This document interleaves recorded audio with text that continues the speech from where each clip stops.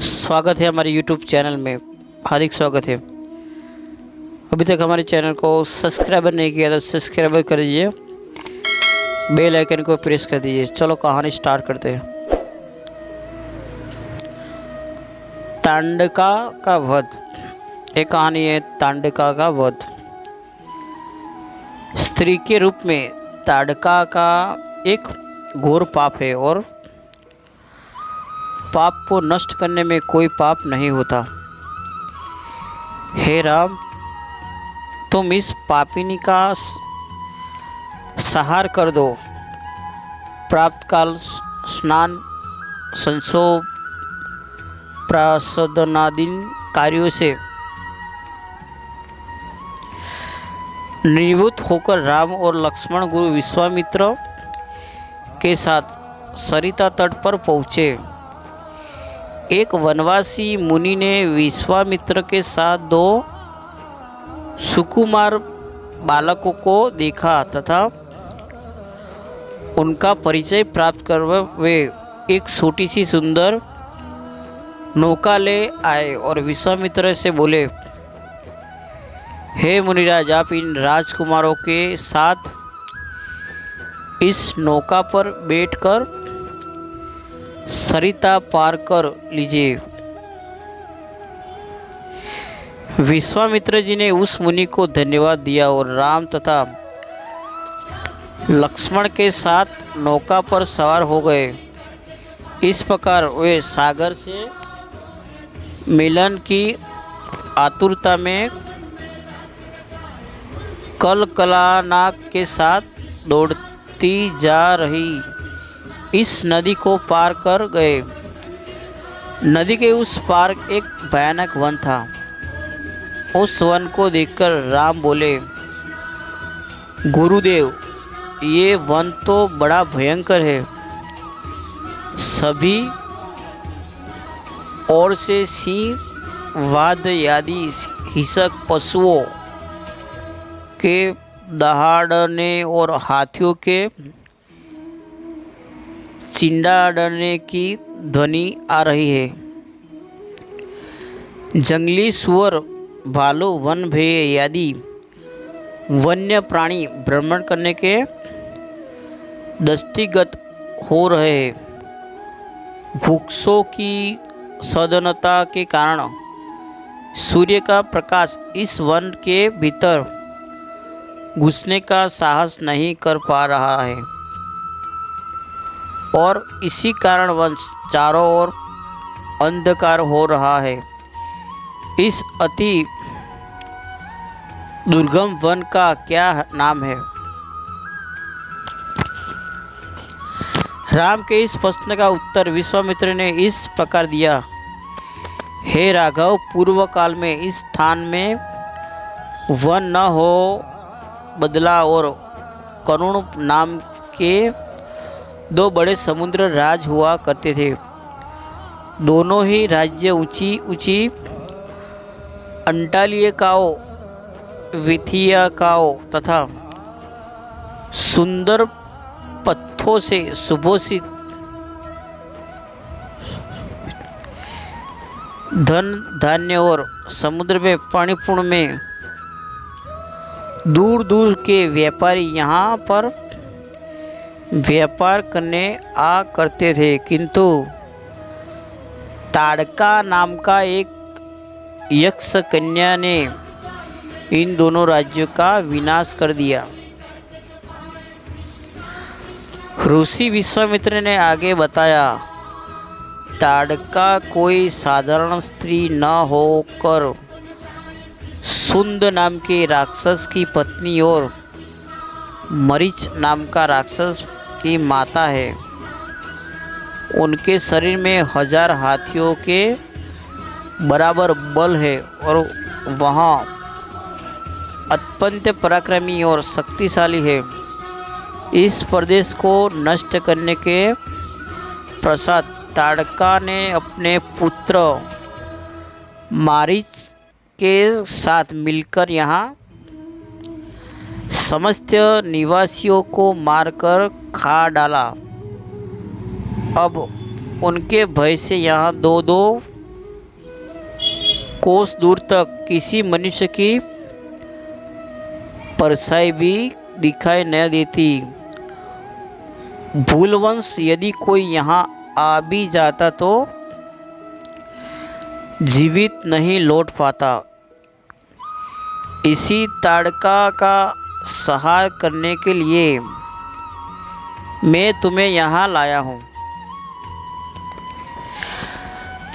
राम ने आश्चर्य से पूछा, गुरुदेव, स्त्रियाँ तो कोमल और दुर्बल होती है, फिर ताड़का में तो 1000 हाथियों का बल कैसे आ गया? ऐसा प्रतीक होता है कि अवश्य कुछ न कुछ रहस्य है। विश्वामित्र ने बोले, बस तुम्हारा कथन सत्य है और वास्तव में इसके पीछे एक रहस्य है। सुकेतु नाम का एक अत्यंत बलवान यंच था। वह सत्यानहीन था। अंत संतान प्राप्ति के उद्देश्य से उसने ब्रह्मा जी की कठोर तपस्या की थी।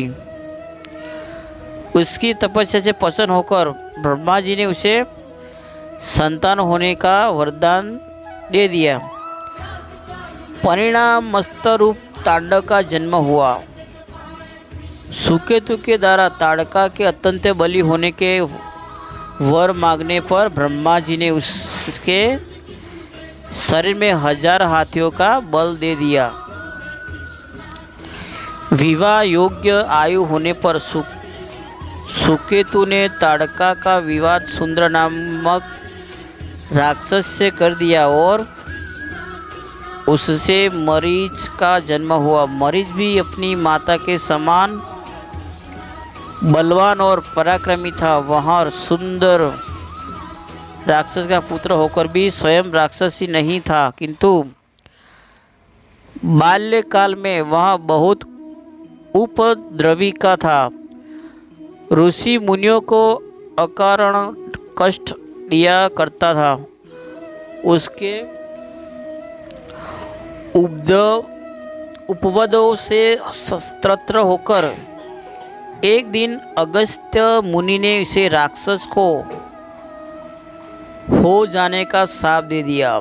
अपने पुत्र के राक्षस गति प्राप्त हो जाने से सुंद अत्यंत क्रोधित हो गया और अगस्त्य ऋषि को मारने दौड़ा।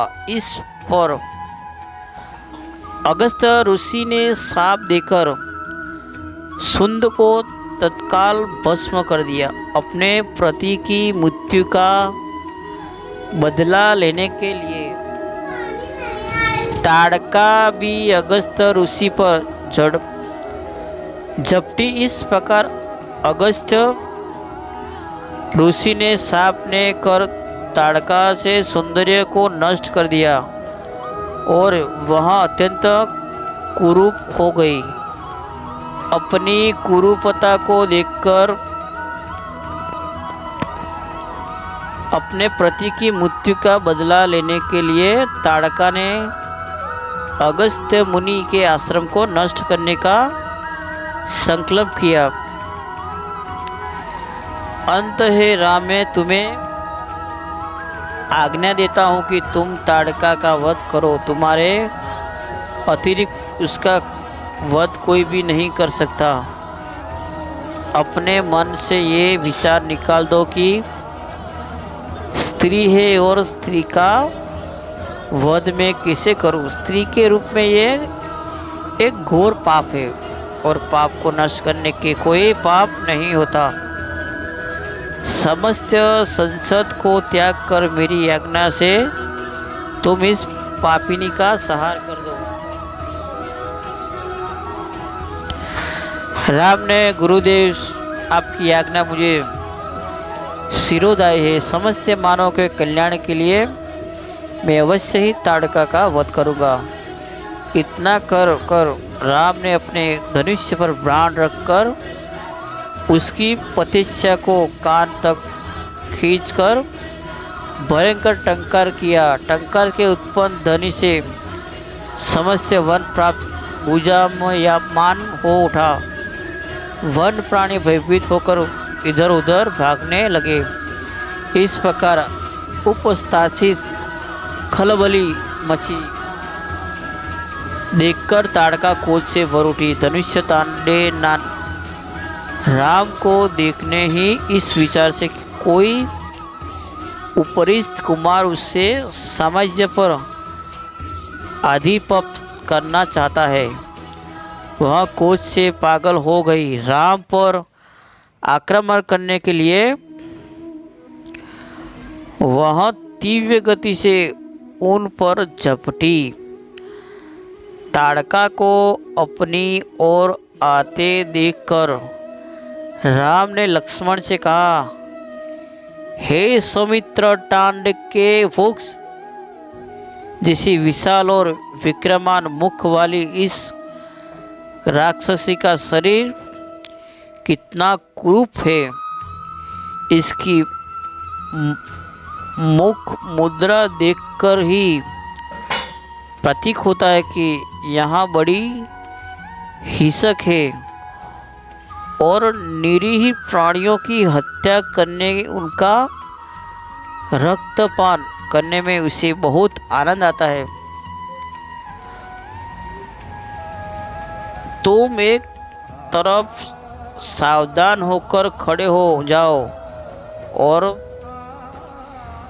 देखो कि कैसे इसे मैं अभी यमलोक भेजता हूँ। विकराल देहधारी ताड़का अपने बड़े बड़े दांत चमकती भुजाओं को फैलाए हुए धूत ग्रामी बिजली सी तरह राम को लक्ष्मण पर अत्यंत तीव्रता के साथ झड़पी। राम इस भयंकर आक्रमण के लिए पहले से ही तत्पर थे।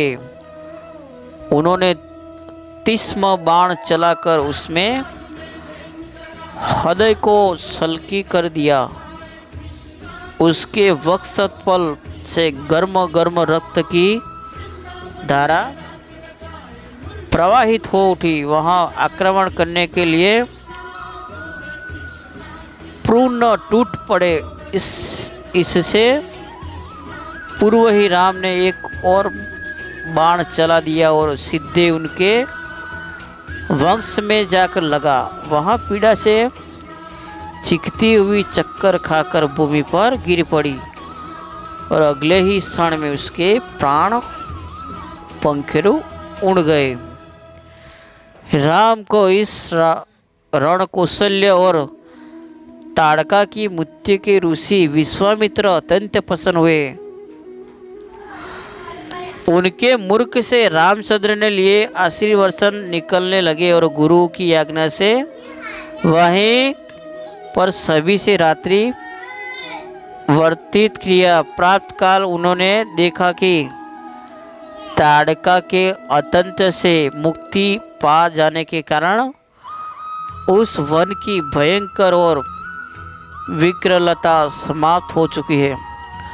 कुछ समय तक उस वन की शोभा निहारने के उपरांत स्नान पूजन से निवृत्त होकर वे महर्षि विश्वामित्र से आश्रम की ओर चल पड़े। तो नमस्कार दोस्तों, ये कहानी यहाँ ख़त्म होती है। अधिक कहानी के लिए हमारे चैनल को सब्सक्राइब और बेल आइकन को प्रेस कर दीजिए। तो थैंक यू, पूरा वीडियो देखने के लिए धन्यवाद। आएंगे अगला एक नया वीडियो लेके। Thank you very much. जय हिंद।